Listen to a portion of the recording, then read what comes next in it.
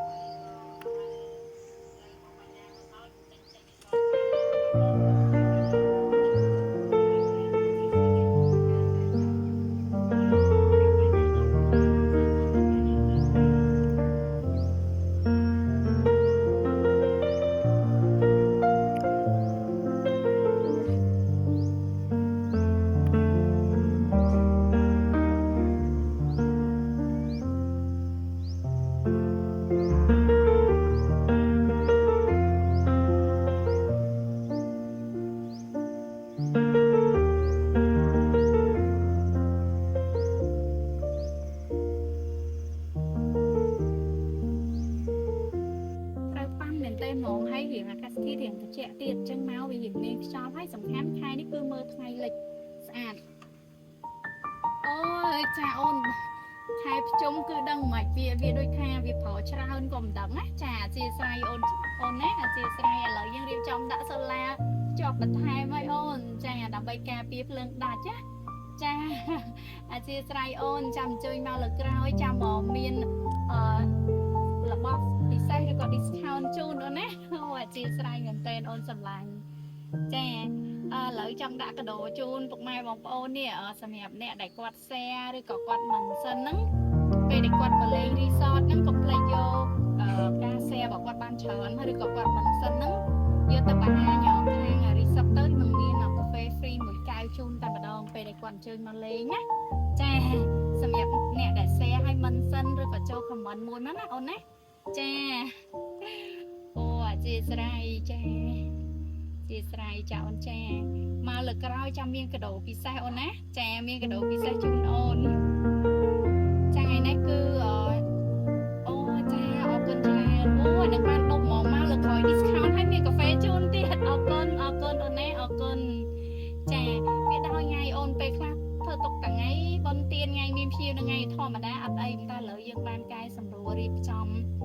ប្រព័ន្ធសូឡាបន្ថែមសម្រាប់ការពារពេលដាច់ភ្លើងពេលអីណាអូនណាអធិស្ឋានចាអញ្ចឹងសម្រាប់ពុកម៉ែបងប្អូនចាឥឡូវខ្ញុំមួយសិនវាគាត់រវល់ចាហើយអ្នកដែលចង់បែបស្ងប់ស្ងាត់ឬលក្ខណៈគ្រួសារលក្ខណៈក្រុមការងារអីគឺយើងមានជម្រើសជូនពុកម៉ែបងប្អូនហើយpromotion គឺទាន់តម្លៃ discount ហើយរដូវកាលនេះក្រៅពីមើលថ្ងៃលិចណាចាដូចខ្ញុំបញ្ជាក់អញ្ចឹងទៅលេងទឹកនៅចិត្តហ្នឹងចិត្តតែម្ដងហើយយើងបើសិនជាគាត់មកជាក្រុមការងារគឺ happy ខ្លាំងមែនទែនគឺយើងមានគោយន្តណាចាគោយន្តរសជាតិបទពិសោធន៍បែបថ្មីហ្មងសម្រាប់ពុកម៉ែបងប្អូនដែលចាហើយតម្លៃគឺយើងបងប្អូនពុកម៉ែគាត់សួរថាពេលខ្លះក៏ឃើញស្អាតចឹងគាត់ថាអូថ្លៃ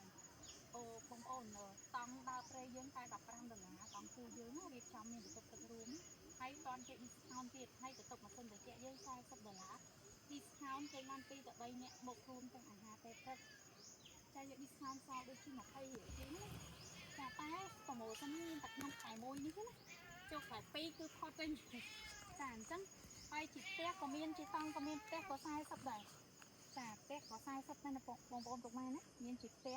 ក៏បានអីក៏បានចាបងប្អូនពុកម៉ែអាចអញ្ជើញមកបានហើយពុក2យើងបើសិនជាអត់យកម៉ាស៊ីនត្រជាក់ពុក2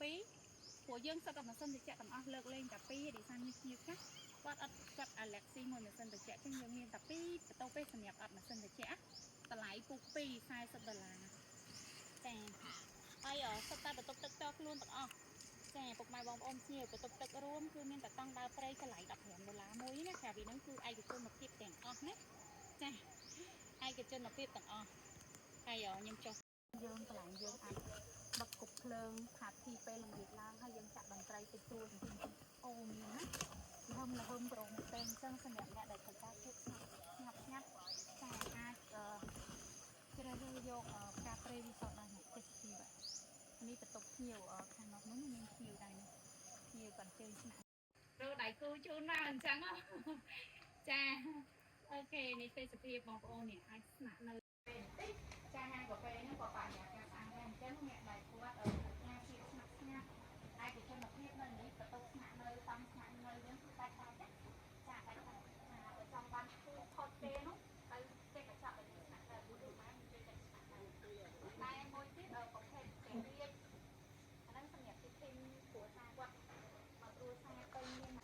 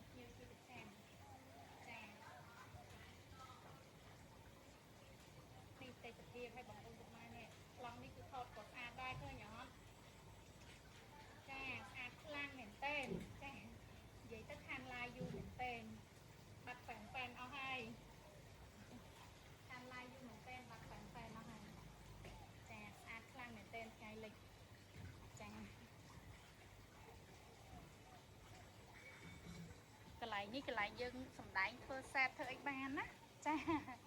សំដែងធ្វើសេតធ្វើអីបានចាស្អាតខ្លាំងហ្មងហើយមើលផ្ទាល់ស្អាតជាងនឹងខ្ញុំហ៊ាននិយាយថាមើលផ្ទាល់ស្អាតជាងនឹងអញ្ចឹងពេលខ្លះបងប្អូនពុកម៉ែគួរតែឆ្លៀតចំណាយពេលនាំគ្រួសារជួបជុំមិត្តភ័ក្តិចាមក relax ម្ដងចាshare គ្នាក៏បានដែរអត់ចាយលុយច្រើនទេដូចខ្ញុំនិយាយមិនអញ្ចឹងតង់ម៉ាស៊ីនត្រជាក់យើង40យើង discount នៅសល់ក្នុងមួយខែនេះណាចាប្រហែលជាខ្ទង់20ឬក៏30រៀល30អីហ្នឹងឯងចាខ្ញុំអត់ច្បាស់ទេសម្រាប់ព័ត៌មានលម្អិតអាចឆាតចូល page ចា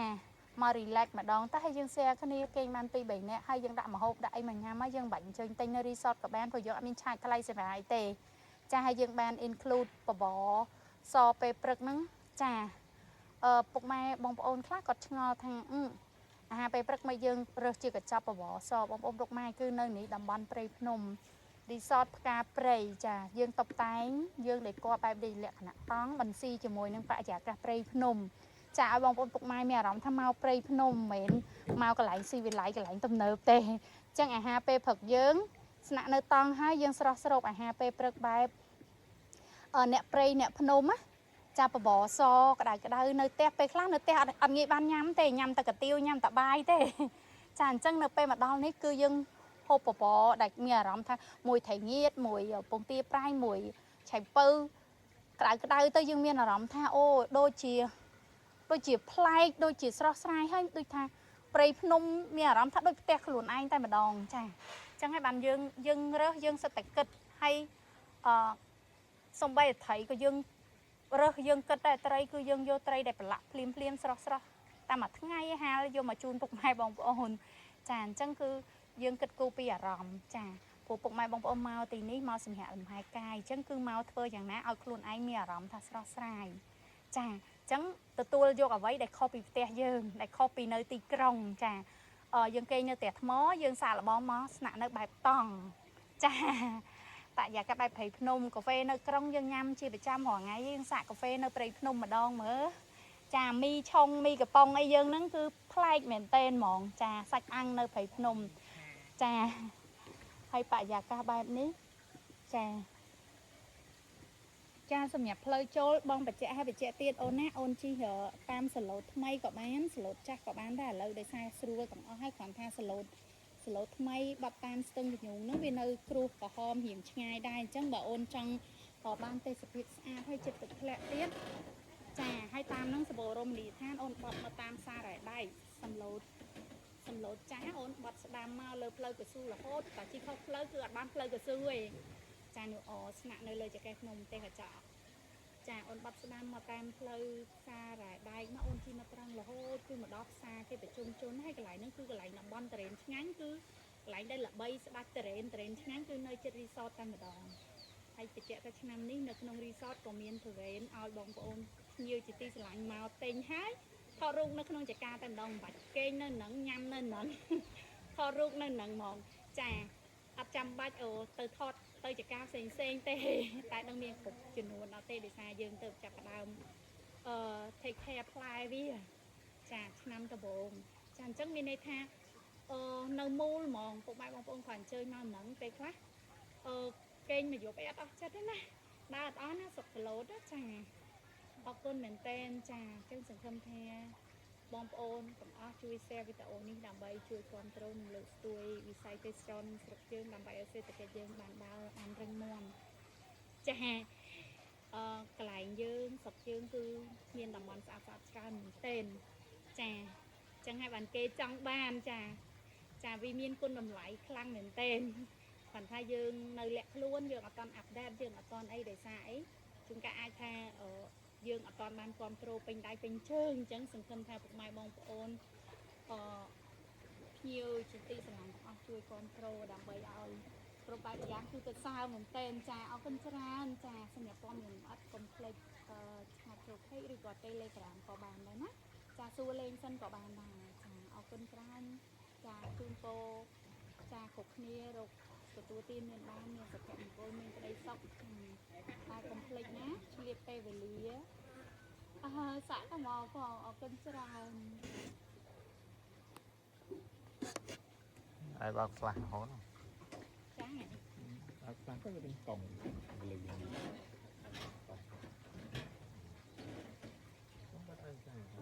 Nắng đi là một cái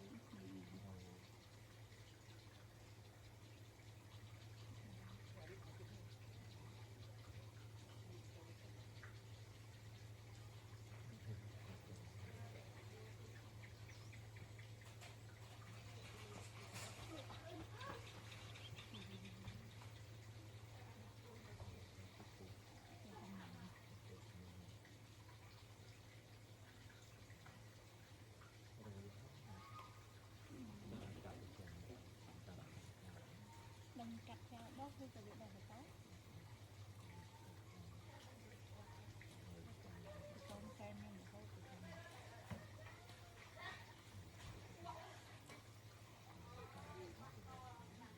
cái cặp anh này nhân trong mà mình vô từ sẵn này